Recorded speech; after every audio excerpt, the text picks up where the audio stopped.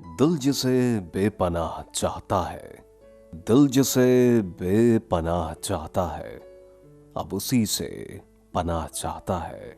नमस्कार, सत श्री अकाल, अस्सलाम वालेकुम, आदाब, तस्लीमात। आप सब लोग कैसे हैं? उम्मीद करता हूँ सब ठीक ठाक होंगे, खुशबाश होंगे और स्वस्थ होंगे, चंगे भले होंगे। खुद का ख्याल तो रखते ही होंगे, लेकिन अतराफ के जो लोग हैं उनका भी भरपूर अंदाज में ख्याल रखते होंगे। आज के एक और अहम टॉपिक के साथ आरजे मोहम्मद नईम हाजिर खिदमत है। सर्कुलेशन है माहौल में, बहुत गंभीर समस्या है, गंभीर सूरत हाल है, हर शख्स घबराया हुआ है और वजह है कोरोना वायरस। अब सवाल यह है कि थोड़ी सी बात को दिलासे की तरफ सबसे पहले लाया जाए कि क्या इससे पहले क्या कोई वायरस नहीं आया इस सरजमीन में, इस दुनिया में, इस पृथ्वी में? क्या इससे पहले कोई ऐसे वायरस ने हमला नहीं किया जिससे बहुत सारे लोग जो है वो इस दुनिया से गुजर गए हों? हम अगर गौर करें तो इससे पहले बहा ऐसे कई वायरसेस इस दुनिया पर हमलावर हो चुके हैं, लेकिन हमें कख कोई खबर ही नहीं, क्योंकि इस वक्त जो है वो पहले के जितने साल पीछे आप जाते रहे तो सोशल मीडिया है और व्हाट्सएप है और ये चीज़ें इतनी एक्टिव शायद पहले नहीं थी। लेकिन अब मौजूदा दौर के साथ साथ जिस तरह से रिसोर्सेज बढ़ रहे हैं, इंफॉर्मेशन का जो दायराकार बढ़ता चला जा रहा है, उसमें जहाँ पर एक तरफ इंफॉर्मेशन आ रही है, वहाँ पर ये जो डर और एक फेयर की जो समस्या है ये बहुत ज़्यादा बढ़ रही है। मुझे कभी कभी ऐसा लगता है कि लोग जो है वो इस डर का एक घिनौना कारोबार कर रहे हैं और यहाँ पे इंटरनेट पे, यूट्यूब पर आपको इस तरह की कई वीडियोस मिल जाएंगी। कोई इलाज बता रहा है, कोई तसल्लियाँ दे रहा है, कोई ये कह रहा है कि लोग मुख्तलिफ तरीके से ट्रैक करते हैं ना कि भाई कोरोना वायरस जो है वो अब तबाही फैलाएगा और अब गवर्नमेंट ने ऐलान कर दिया है, गवर्नमेंट ने ये भी कह दिया, वो भी कह दिया और बड़ा लॉकडाउन होने जा रहा है। तो पाकिस्तान में भी ख़ास तौर पे इस तरह की बड़ी खबरें जो है सर्कुलेट कर रही हैं, जिसमें हर एक आम इंसान ज़ाहिर है वो डर जाएगा। हम पैनिक बहुत ज़्यादा कर रहे हैं। हम पैनिक इसलिए कर रहे हैं कि शायद हमें अंदाज़ा ही नहीं है, हमें ज़ाहिर पता भी नहीं है कि ये कितनी ज़्यादा तबाही फैलाने का बायस बन सकता है। तो अगर हमें इसकी असल ओरिजिनल हकीकत का इल्म हो जाए तो शायद हम इतना पैनिक ना करें। देखिए, सबसे पहले बात तो यह है कि वायरसेस जो होते हैं वो हमेशा तबाही फैलाते हैं, लेकिन इसके लिए रेजिस्टेंस, इससे पहले जो लोग हम बच गए, ज़ाहिर है हमें पता भी नहीं था। मैंने कहा ना, कख हमें पता नहीं था कि वायरस आ चुके हैं, लेकिन हमें वो आया और गुजर गया। बात ये थी कि हमारे दरमियान जो एक खौफ का कारोबार करने वाले लोग मौजूद है ना, वो शायद मौत से पहले ही इंसान को मौत देना चाहते हैं और इस फेयर में हम जैसे एक आम आदमी जो फंस जाता है। हमें समझने की ज़रूरत है, हमें सोचने की ज़रूरत है कि अब करना क्या है। तो मेरी थंबनेल से आपको अंदाज़ा हो गया होगा, जिसमें मैं आपको आज ये बताने लगा हूँ कि ये वायरस अब और कितनी तबाही फैलाएगा और ये वायरस जो है वो अब एक आम आदमी को किस तरह से हिट कर सकता है और इसका जो इख्तिताम है वो होगा किस तरह। तो बेसिकली मेरे वीडियो बनाने का मकसद यही था। कोरोना वायरस जो है उसकी इब्तिदा चीन से, वुहान से हुई, जहाँ पे एक शख्स जो है वो आता है और उसको इफ़ेक्ट होती है चीज़ें। उसके बाद चीन से और ईरान से और मुख्तलिफ ममालिक से जितने लोग आते गए, लोग जो है वो इफ़ेक्ट होते गए। और अब पाकिस्तान में जो मेरी एक आम नाक़िज़ जो एक मालूमात है, जिसमें 130 के लगभग जो है वो केसेस रिपोर्ट हो चुके हैं। और पिछले चंद दिनों से ये खबरें गर्दिश कर रही थी कि मुल्क में लॉकडाउन होने जा रहा है, यानी कि एक आम आदमी जब मार्केट जाएगा तो सब उसको मार्केट बंद मिलेगी। हर शख्स जो है वो अपना कारोबार, अपना ऑफिस बंद करके, तर्क करके, मतरूक करके घर के अंदर बैठ जाए और अगर ऑफिस वाला बंदा है तो अपने लैपटॉप से काम को करता रहे। और इस तरह से जैसे हालिया कुछ कंपनीज ने ऐलान किया, मैं नाम नहीं लूँगा, तो उन्होंने यही कहा है कि जी ये आप अपने घर में जो है 2 हफ्तों तक ये जो है वो आप काम करें, उसके बाद तीसरे हफ्ते जो है वो ताहुकुम सानी या अगले नेक्स्ट ऑर्डर का आप वेट करें। तो सबसे पहले बात यह है कि ज़्यादा पैनिक करने की ज़रूरत है नहीं। मैं चंद हक़ाइक़ भी बताऊँगा आपको। पैनिक करने की बिल्कुल ज़रूरत नहीं है, हर शख्स आपको यहाँ डराएगा। दीन इस्लाम में हुक्म है कि सेहत जो है वो सफाई में पिन्हा है, छुपी हुई है। तो खाना खाने से पहले हाथ धोने का जो ऑर्डर था वो बिला मकसद नहीं था। तो अगर आप 50 साल से ऊपर हैं और अगर आपकी रेजिस्टेंस पावर कमज़ोर है तो क्यों ना हम अपनी रेजिस्टेंस पावर को बढ़ाएं। और वो कैसे आएगी? वो अच्छे ग़िज़ा के साथ आएगी, वो बनाना के साथ आएगी, वो एक ऐसे सप्लीमेंट के साथ आएगी जो कि मल्टीविटामिन है।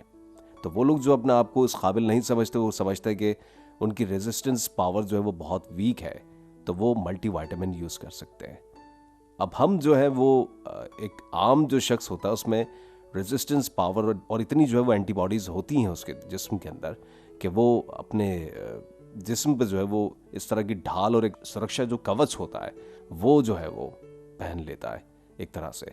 और वो जो है वो क्या कहते हैं, कीटाणु जो है वो मर जाते हैं और इंसान को पता भी नहीं चलता कि मेरे जो जिस्म से लगने वाले जो जरासीम थे और जो वायरसेस थे वो कब के ख़त्म हो चुके। तो कुदरत ने हमारे अंदर बेसिकली एक ऐसा मदाफ़ियती निज़ाम को फिट किया हुआ है जिससे हमें पता भी नहीं चलता, और वो खुद ब खुद वो एंटीबॉडीज़ जो हमारे जिस्म में होती हैं वो जरासीम को खा जाती हैं।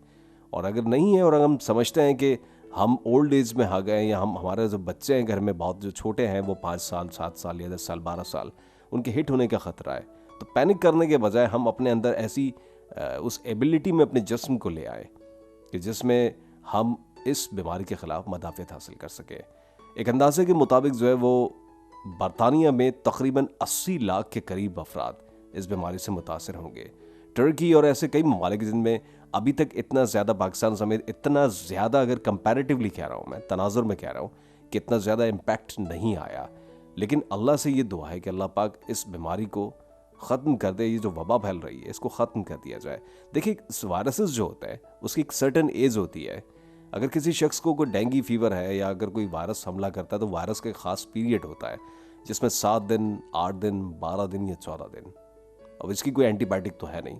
हमेशा इन्फेक्शंस के लिए मल्टीविटामिन दी जाती है और एंटीबायोटिक जो हम यूज़ करते हैं वो हमेशा इन्फेक्शंस के लिए इस्तेमाल की जाती है। और अगर किसी शख्स को कोई वायरल लग जाता है तो उसकी अब तक मेरे हिसाब से कोई मेडिसिन नहीं है। तो उसके बाद ये होता है कि उस दौरान अगर आपको बुखार है, खांसी है, तो उसका नॉर्मल टैबलेट के साथ इलाज किया जाता है। तब तो हमने कोई पैनिक नहीं किया।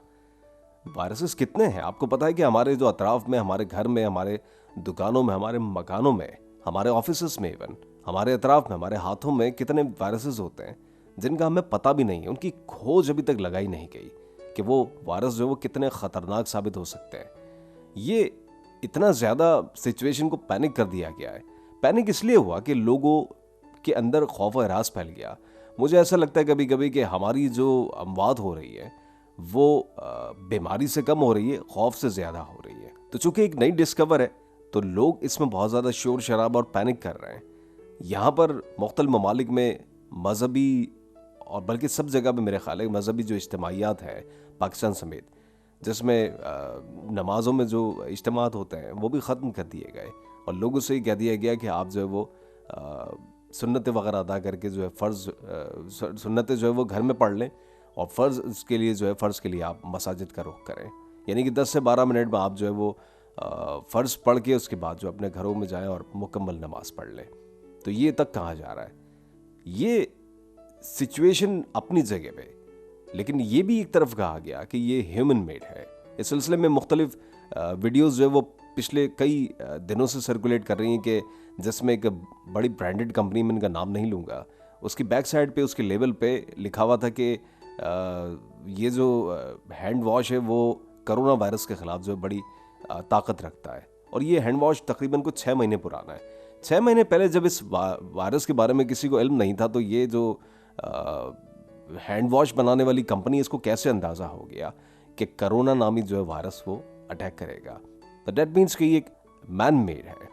हम बचपन में अक्सर कार्टून देखा करते थे जिसमें जो है वो दुश्मनों को मारने के लिए ख़ास किस्म की गन्स यूज़ की जाती थी, जिसमें कोई बुलेट नहीं होती थी, उसमें ख़ास किस्म का लिक्विड ग्रीन कलर का होता था या ब्लू कलर का होता था और उसको फायर कर दिया जाता था। तो जितनी भी हज़ारों की जो फ़ौज होती थी वो धड़ाम धड़ाम धड़ाम धड़ाम करके गिर जाया करती थी। तो फिर हमें हमारे बड़ों ने बताया कि आगे की जो ये जंग हुआ करेंगी वो न्यूक्लियर हुआ करेंगी और वायरसेस पे होंगी। यानी किसी तोप और गोले की ज़रूरत नहीं पड़ेगी, सिर्फ एक वायरस जो है वो फ़ज़ा में छोड़ दिया जाएगा, उसके बाद सब चीज़ का जो हर शख्स का कला खमा खुद ब खुद हो जाएगा और ये अमवात जो वो लाखों में होंगी। अब इस तरफ आते हैं कि मुख्तलिफ लोगों का कहना है कि बनाना जो है वो इसमें बड़ी रेजिस्टेंस रखता है। देखिए, ये एक बड़े तजर्बे की मैं बात बता रहा हूँ। मैं मुख्तलिफ चीज़ों को इसमें लेके चलूँगा, फिर एंड में मैं बताऊँगा कि इसका खात्मा हो किस तरह सकता है।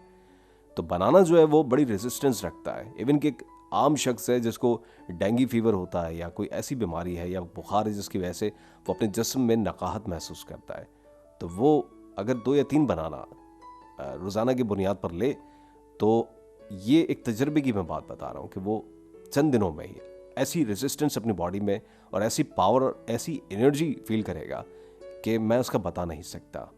तो ये बनाना जो है वो इटसेल्फ, और अब जदीद साइंसी रिसर्च अब ये साबित कर रही है कि बनाना जो है वो अगर दिन में 2 ले लिए जाएं तो ये आपके लिए बड़ा यूज़फुल साबित हो सकता है। दूसरा प्रिकॉशन ये कि आप जो है वो अपने हाथों को, अपने जिस्म को, और सफाई का, ये जो दीन इस्लाम में कहा गया कि सफाई निस्फ ईमान है, वो बिला वजह नहीं कहा गया। अपने हाथों को, चेहरे को, और किसी से हाथ मिलाते वक्त आप ज़रूर हाथ मिलाइए। इन्फेक्टेड शख्स आपको लगता है तो उससे हाथ बेशक ना मिलाइए, लेकिन एक ऐसा शख्स जो आपसे बिल्कुल मिलना चाहता है, नॉर्मल है आपके तरह, हमारी तरह माशाल्लाह से, तो आप उससे मिलिए। लेकिन मिलने के बाद जो है वह अपने हाथों में सैनिटाइज उसको कर लीजिए, या फिर आप जो है वो अपने हाथों को अच्छी तरह से साबुन से या पानी से ज़रूर वॉश कीजिए। ये अभी के लिए नहीं, सारी लाइफ के लिए अपने पल्लू से इस चीज़ को अपने दामन से बांध लीजिए। खाना खाने से पहले जो है वो आपको, और घर में दाखिल होते वक्त ये हाथों को ज़रूर वॉश करना है। ये वायरस इंशाल्लाह कोई ज़्यादा लंबा नहीं चलेगा, लेकिन ये आइंदा के लिए हम अपने गिर्द नसीहत मान लें कि हम जो है वो आगे सफाई सुथराई का ख्याल रखेंगे।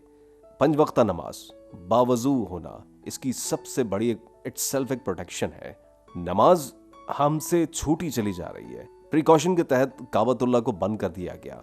कई अफवाहें फैलाई गई कि काबतुल्लाह का तवाफ जो है वो मौकूफ या रोक दिया गया। ऐसा हो नहीं सकता कि मेरे अल्लाह का जो घर है उस पर तवाफ रुक जाए। क़यामत की निशानियों में से है, लेकिन अभी वो वक्त नहीं आया। खुदा न खास्ता, मेरे अल्लाह ने अपने घर को बहुत बड़ा बनाया है, बहुत अजीम है। ये दुख और दर्द की दवा है। ये जगह जो है वो मामूली जगह हो नहीं सकती। तो एक ऐसी जगह जहाँ पर लाखों करोड़ों मुसलमान जो है वो हर साल हज बैतुल्लाह के लिए, हज के लिए आते हैं और शिफायाब भी हो जाते हैं। और मैंने कई बार सुना है कि जो अंधे हैं उनको बीनाई मिल गई, जो माजूर हैं उनको शिफायाब भी मिल गई, उनकी जिस्म में वो ताकत वापस आ गई। तो ये मेरे अल्लाह का मौजज़ा है, ये मेरे अल्लाह का घर है।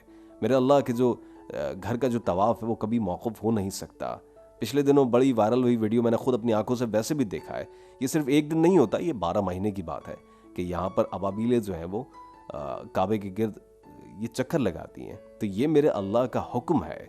लेकिन हज के मौक़ूफ़ होने की बातें आ रही हैं, इसमें इनकी कोई इनर सिचुएशन, मुल्क की हालात भी ख़राब है, जिसकी वजह से ये दोनों चीज़ों की वजह से, ये चूँकि दोनों चीज़ एक साथ ही एक ही वक्त पे मीनवाइल हो गई, तो इस वजह से जो है वो काबतुल्लाह को फॉर प्रोटेक्शन और सिक्योरिटी रीजंस के लिए बंद कर दिया गया है।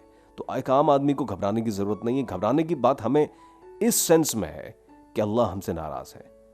अब देखें कि अल्लाह ऐसा नाराज़ है कि अपने घर से दूर कर दिया, इतने गज के फासले पे बाउंड्रीज को खड़ा कर दिया गया, जिसमें एक आम आदमी जो है वो खड़ा हो नहीं सकता, सिर्फ दूर से देख सकता है। ना वो हजर अस्वद को चूम सकता है, ना वो देख सकता है, सिर्फ काबे को जलवगर होते हुए देख सकता है, दूर से देख सकता है, लेकिन उसे मस नहीं कर सकता। कैसी अजीब महरूमी है हमारे लिए। मुझे आज बजस्ता काबतुल्लाह को देखकर ये ख्याल आया कि या इलाही, ए मेरे अल्लाह, ये कैसा इम्तिहान है। क्या इतना तू नाराज़ हो गया? क्या हमसे ऐसी खताएं हो गई हैं, और यकीनी तौर पर हो गई हैं, हमें अल्लाह के आगे सजदरेज होना चाहिए। तो या इलाही, तो हमसे ऐसा नाराज़ हो गया, हमें अपने दर से दूर कर दिया, परे कर दिया।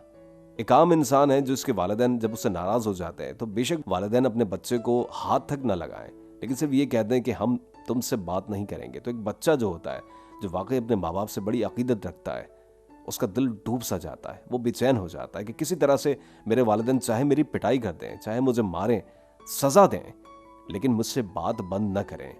तो यही मामला शायद मैं यहाँ पर देखता हूँ कि जहाँ पर काबा अपने जाहो जलाल के साथ मौजूद है, खलकत मरी जा रही है सजदरेज होने के लिए, खलकत उमड़ आ रही है, सोच रही है कि काबे के सामने सजदरेज हो जाए, लेकिन अल्लाह है कि वो मुंह मोड़ बैठा है। लेकिन मैं पुरुमीद हूं कि मेरा अल्लाह मान जाएगा, और अल्लाह वो ज़ात है कि बहुत जल्द मान जाता है। अब सवाल ये होता है, जो आखिरी बात, कि ये कोरोना वायरस खत्म कैसे होगा और होगा क्या। जिस इंसान की जिस तरह से मौत लिखी हुई है वैसी ही होगी। हमें कोरोना से नहीं डरना चाहिए, उस नाराजगी से डरना चाहिए जो अल्लाह ने हमसे इख्तियार कर ली। हमें अल्लाह के आगे सजदा रेज होना चाहिए, हमें उसको मनाना चाहिए। अब भी अगर हम सजदा रेज ना हुए, अब भी अगर हमने माफ़ी तलाफ़ी ना की, अब भी हम अल्लाह की बारगाह में ना आए, अब भी हमने 5 वक्ता नमाज अदा ना की, अब भी हमने अगर सच्ची तौबा हम बजा ना लाए, तो हमारा बनेगा क्या। लेकिन अजीब बदबख्ती है कि रेस्टोरेंट्स में कई वीडियो वायरल हुई और मैंने खुद भी देखा है कि 400-400 500-500 अफराद की रेस्टोरेंट्स में लाइन है। वो ममालिक जहाँ पे लोग बेतहाशा मर रहे हैं, लेकिन यहाँ पाकिस्तान में या दूसरे ममालिक में जहाँ पर इस चीज़ का ख़तरा बेहद कम है, बहुत कम है, तो वहाँ पर अक्ल के नाखून लेने के बजाय हम रेस्टोरेंट्स में 400-400 500-500 आदमी की लाइन में बैठे हुए हैं कि हम किसी तरह से खाना खा लें। क्या हम खाना खाकर खाना ठूस के मरना चाहते हैं, या हम ये चाहते हैं कि जब हम खाना खा रहे हो तो तब हमें मौत आए। ये हमारी कैसी मेंटालिटी है, हमें कब अक्ल आएगी। यहाँ पर लोग जो है वो, जो हम बैरूनी ममालिक का हश्र देख रहे हैं, यहाँ पे सारी इकनॉमियाँ ठप हो गई हैं, जिसमें अल्लाह हमें बता रहा है कि अगर मैं चाहूँ तो तुमसे सजदे की तौफीक ले लूँ, वापस ले लूँ, और मैं चाहूँ तो सारी कायनात को, सारी खलकत को एक झटके में सजदा रेज़ कर लूँ, और जब चाहूँ तुमसे तुम्हारी ज़िंदगी के तमाम इख्तियारात छीन लूँ। तुम हो कैसे, तुम्हें घमंड किस बात का है, तुम आज हो कल नहीं हो। इंसान जिंदगी दुनिया में इस तरह से आता है कि हमेशा रहेगा, हमेशा रहेगा, ऐसी अय्याशी से जिंदगी को बसर करता है और मर ऐसे जाता है जैसे कभी था ही नहीं। अल्लाह हमें तौफीक दे कि हम सच्ची तौबा बजा लाएं।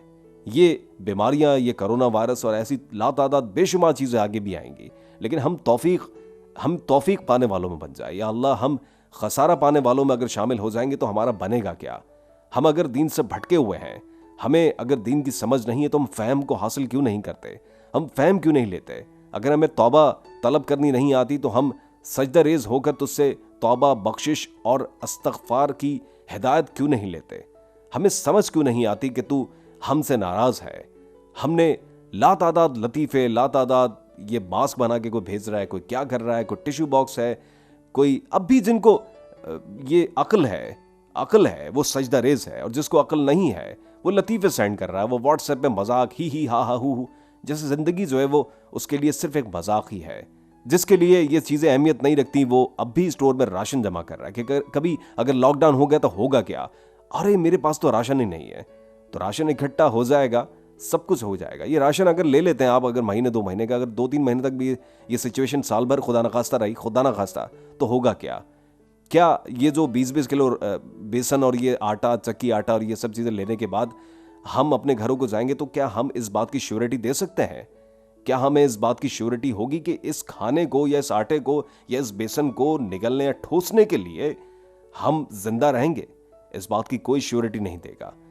तो स्टोर पे रश करने के बजाय टिश्यू पेपर और ये सैनिटाइजर्स और ये तमाम चीज़ें ये हासिल करने के बजाय अल्लाह की रज़ा हासिल कीजिए और अल्लाह से ये दुआ कीजिए कि अल्लाह, तू जो हमसे मुंह मोड़ बैठा है, तू बहुत जल्दी मानने वाला है, तू बहुत बख्शिश वाला है, तू करम वाला है। अल्लाह, हमें अपने करम से माफ़ फरमा दे, और ऐसी जितनी भी आफात और बलायात हैं इनसे हमारी हिफाजत फरमा, और हमें ऐसी सच्ची तौबा की हिदायत फरमा दे, और आलम इस्लाम को इन तमाम बीमारियों से छुटकारा अता फरमा दे। अल्लाह, ये वबा तभी ख़त्म होगी। पिछली कौमों में जब वबा को फूटती थी तो वो सजदा रेज़ होते थे, लेकिन हमें तो इसकी भी तौफीक नहीं है।